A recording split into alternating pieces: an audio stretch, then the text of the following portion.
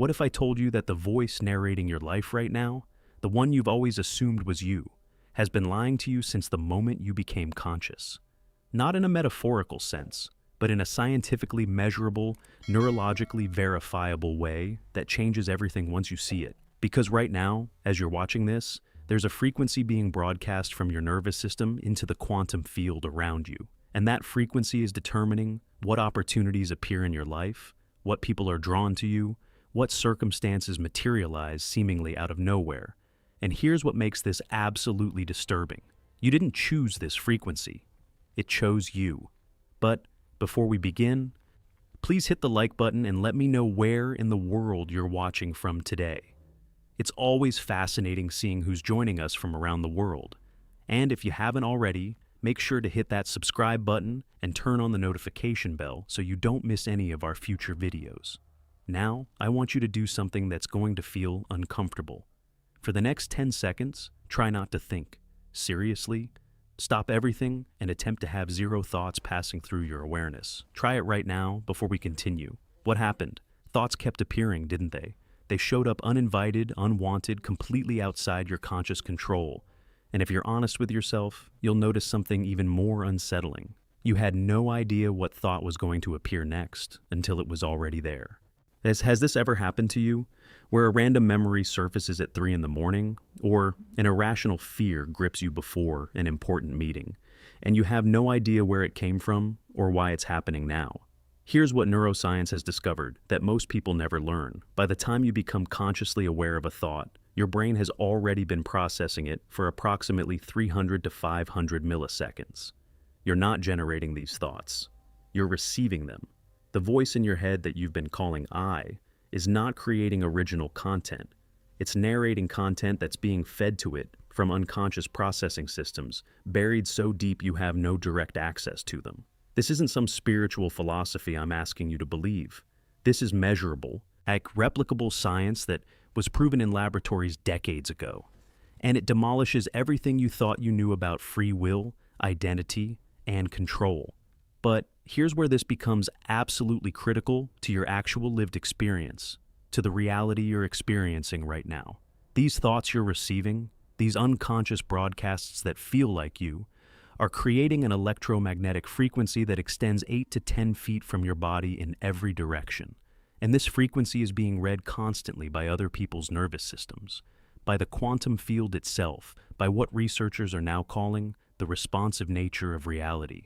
Stay with me until the end, because what you're about to discover might completely rewrite how you understand cause and effect in your own life. Every limiting pattern you've been experiencing, and every recurring obstacle, every relationship dynamic that keeps repeating itself, they're all connected to a frequency you've been broadcasting without knowing it. A frequency generated by thoughts that were never yours to begin with. And the moment you understand how this mechanism actually works, if you haven't subscribed yet, now's the time. This channel goes deeper than surface level content. Hit subscribe and turn on notifications so you don't miss what's coming next. Now, I want to go even deeper into this mechanism because understanding how it actually operates is the difference between being controlled by it and finally breaking free from patterns that have been running your life on autopilot. Your brain doesn't respond to what's happening right now in this present moment. It responds to what happened before. Think of it as a prediction machine that's constantly scanning your current environment for similarities to past experiences. And the moment it finds a match, even a partial one, it fires the same neural pathways that were activated during that original experience. This means the thought that just appeared in your awareness about an upcoming conversation, a financial decision, or a relationship dynamic isn't actually about what's in front of you. It's a replay of an old program, an echo from something that happened years ago, maybe decades ago, being projected onto your current reality, like a filter you didn't choose to install. This is the hidden truth behind why you keep encountering the same obstacles, the same type of people, the same frustrating outcomes, even when you consciously try to make different choices. Before a difficult conversation even begins, your brain has already accessed memories of previous difficult conversations and generated predictions based entirely on those historical patterns. You walk into the room carrying the electromagnetic frequency of those past experiences, broadcasting anxiety or defensiveness, or the need to be right, and the other person's nervous system reads that frequency and responds accordingly. The conversation unfolds exactly as your unconscious prediction anticipated, and you walk away thinking reality just confirmed what you already knew. But reality didn't confirm anything. You created a self-fulfilling prophecy by broadcasting a frequency rooted in the past, while believing you were responding to the present. That the transformation happens when you start tracing these thought patterns back to their actual source. When you notice a repetitive thought that creates emotional charge in your body, that tightness in your chest, that knot in your stomach, that spike of anxiety or anger, stop and ask yourself one question. When is the first time I remember thinking this exact thought or feeling this exact way? Don't force an answer. Don't intellectualize it. Just hold the question in your awareness and let your memory systems respond naturally. What you'll discover is that most of the thoughts running your decisions today originated from a specific moment, usually in childhood or adolescence, when something happened that installed a belief about how reality works, about who you are, about what's possible or impossible for you. That thought telling you you're not good enough might trace back to being compared to a sibling at age 8. That fear of rejection might originate from a moment on a playground when you were excluded from a game. That belief that opportunities don't come to you might stem from watching a parent struggle financially and absorbing their narrative as your own operating system. Once you identify the source, something profound shifts in your awareness. You recognize that the thought creating anxiety about tomorrow's meeting is not actually about tomorrow's meeting. It's a recording from 1997 playing on repeat, and you've been treating it like current data about your present circumstances. These aren't insights about your life. They're echoes from the past masquerading as commentary on the present. And echoes only have the power you give them by believing they are describing what's real right now. Write in the comments, I found my source code, if this is landing with you in a way that's already shifting how you see your own thought patterns. The HeartMath Institute discovered something that completely rewrites how we understand human interaction and reality creation. They measured the electromagnetic field generated by your heart, and what they found was shocking. This field extends 8 to 10 feet from your body in every direction, creating an invisible sphere of influence around you at all times. And this field isn't just some abstract energy concept. It carries precise information about your internal state, broadcasting it continuously into the space around you. Every person you encounter, every animal that crosses your path, even the quantum field itself is constantly reading this broadcast. When you're identified with anxious thoughts, believing them to be you, your electromagnetic field broadcasts that anxiety signature. When you're caught in limiting thought patterns about money or relationships or health, your field radiates that limitation frequency into the responsive field of reality. And here's the hidden truth that explains why so many people fail at manifestation work, why affirmations don't stick, why visualization exercises produce temporary excitement but no lasting transformation. They're trying to broadcast a new frequency through conscious intention, while their unconscious identification with thought patterns is broadcasting a much stronger, contradictory signal underneath. It's like trying to play beautiful music on a radio while someone else is constantly switching the channel to static. The static wins every time because it's coming from a deeper, more consistent place than your conscious efforts. But now, I want to go even deeper into this mechanism because understanding it intellectually is one thing. Experiencing the shift is something entirely different. Thoughts create a chaotic, fluctuating frequency that's constantly changing based on whatever thought arises next. One moment you're feeling confident because a positive thought appeared, the next moment you're doubting yourself because a limiting thought surfaced.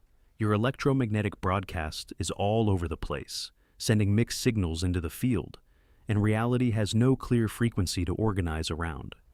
This is why your life circumstances feel unpredictable, why opportunities seem random, why relationships feel inconsistent. You're not broadcasting a coherent signal. If this resonated with you, hit that like button. It helps this message reach others who are ready to hear it, and it tells me this content is landing. But there's something beneath the thoughts, something that exists before thinking begins. And when you learn to identify with this space instead of with the content passing through it, everything changes.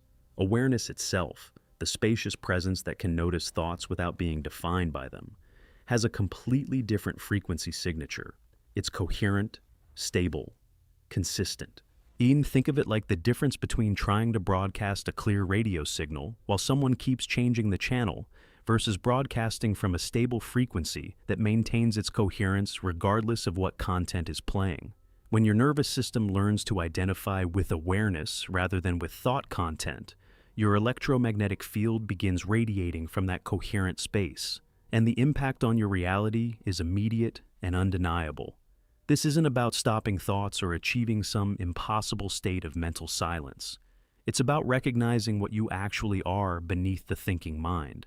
And once this recognition stabilizes, the frequency you're broadcasting shifts at a fundamental level. Write in the comments, "I'm ready for this shift." But here's where this revelation becomes even more disturbing, and even more profound in its implications for your daily experience. Not only are thoughts not originally yours in the sense that they're generated by unconscious processes you don't control, many of them aren't even coming from your individual brain at all. You're tapping into something researchers are now calling collective thought fields, and you've been mistaking these borrowed thoughts for your own original thinking. Pay close attention to your mind over the next 24 hours and notice how many thoughts are about things you're not directly experiencing. Concerns about economic collapse you read in headlines, worries about global conflicts happening thousands of miles away, opinions about celebrities you've never met, judgments about political situations you have no personal involvement in. These thoughts didn't emerge from your direct lived experience. They entered your awareness from a broader field of collective consciousness, and you unconsciously adopted them as if they were your authentic responses to reality. The Global Consciousness Project discovered something that sounds like science fiction, but is backed by rigorous data. They placed random number generators across the planet, and when major global events occur that capture mass attention, these generators that should produce completely random sequences start showing non-random patterns, as if the collective focus of millions of minds is somehow influencing probability fields at a quantum level. What this suggests is that consciousness isn't isolated inside individual skulls. It's more like individual receivers tuning into a broader broadcast. And most people have no idea which thoughts are theirs and which are being streamed from the collective field. And this has massive implications for the frequency you're broadcasting, because if you're spending 60 to 70% of your mental energy processing collective field thoughts, thoughts about situations you're not living through, concerns about realities you're not experiencing, then you're broadcasting a frequency that has nothing to do with your actual life, your authentic path, your genuine journey. You're amplifying collective fears, collective limitations, collective programming, and wondering why your personal reality feels stuck in patterns that don't even belong to you. There are really only 3 types of thoughts moving through your awareness. The first type is direct experience thoughts, immediate responses to what you're actually sensing right now. This coffee is hot. I'm feeling tired. That sunset is beautiful. These arise from genuine present moment awareness and make up maybe 10 to 15% of your thinking. The second type is personal history thoughts, patterns installed by your specific life experiences, your unique past, your individual conditioning. These are the old programs we talked about earlier, replaying your personal archives. The third type, and this is the one that dominates most people's mental space, is collective field thoughts. Absorb narratives about how life works, cultural beliefs about success and failure, media-driven anxieties about future catastrophes, all opinions downloaded from conversations and content you've consumed but never personally verified. Once you start categorizing your thoughts this way, the revelation is shocking. You realize you've been devoting most of your consciousness to processing information that has nothing to do with your direct reality, and this scattered attention is fragmenting your frequency broadcast into complete incoherence. But when you recognize collective field thoughts for what they are, borrowed content, not authentic response, you can make a decision that changes everything. Write in the comments, "I see it now." The decision you can make is simply this: stop engaging with thoughts that aren't arising from your direct experience. Let them pass through without grabbing onto them, without making them mean something about you or your life. And when you do this consistently, your mental noise drops by more than half, which means the frequency you're broadcasting suddenly becomes clear, focused, coherent in ways it never was before. But there's something even more fundamental happening here that most people completely miss in their journey toward transformation. Reality itself isn't the fixed, objective structure you were taught to believe in. Quantum physics proved decades ago that observation affects outcomes at the subatomic level, but what the mainstream never tells you is that this mechanism isn't confined to laboratory experiments. It's operating at every scale, including the scale of your daily lived experience. When you identify with a thought like, relationships are difficult, you're not just having a pessimistic perspective, you're actually observing reality through a specific filter, and reality, being a responsive field rather than a dead mechanical system, organizes itself to match your observation. You start noticing all the evidence that confirms difficulty. You unconsciously gravitate toward relationship dynamics that validate this pattern. You interpret neutral situations through this lens, finding proof everywhere that relationships are indeed difficult. And then you think reality is just objectively this way, never realizing you've been participating in creating what you're experiencing through the filter of your thought identification. But watch what happens when you stop identifying with that thought. The thought, relationships are difficult, still arises.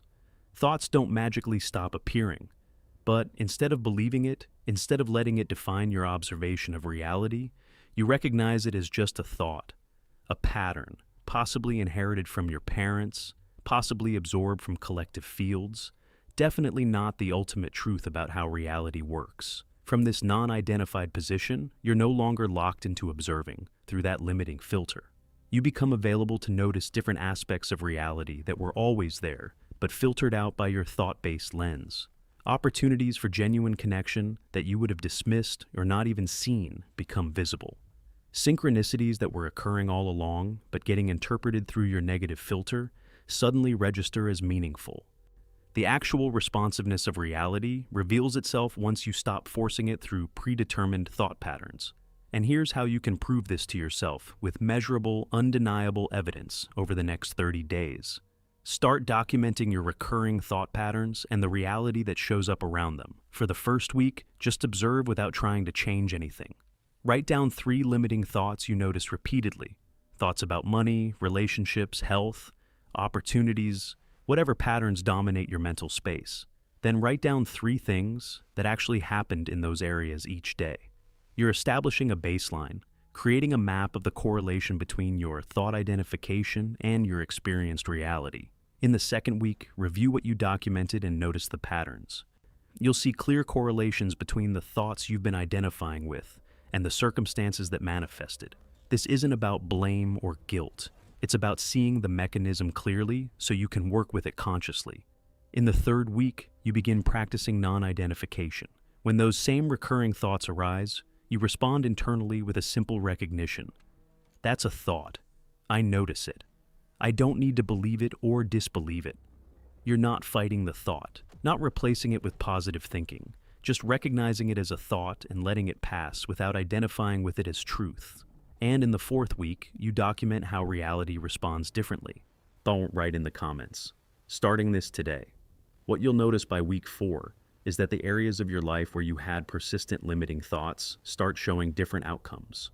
Not because you forced anything into manifestation, not because you did more affirmations or visualization work, but because you stopped filtering reality through those limiting patterns, which allowed reality's inherent responsiveness to organize around a clearer, more coherent observation. But this practice reveals something even more fundamental, something that touches the very core of who you think you are. If thoughts aren't you, if you've been identifying with something that isn't actually generating from your conscious will, then who are you really? Most people have constructed their entire sense of identity from thoughts they believed and repeated so consistently that those thoughts became their self-concept. I'm someone who struggles with anxiety is just a thought, but when you believe it day after day, year after year, it calcifies into what feels like your permanent identity. I'm not good with money is a thought pattern, but when it runs unchallenged for decades, it becomes who you think you are at a fundamental level. I'm unlucky in relationships is borrowed programming, but when you identify with it completely, it becomes the lens through which you experience every romantic interaction. And these thought-based identity structures aren't just limiting your possibilities.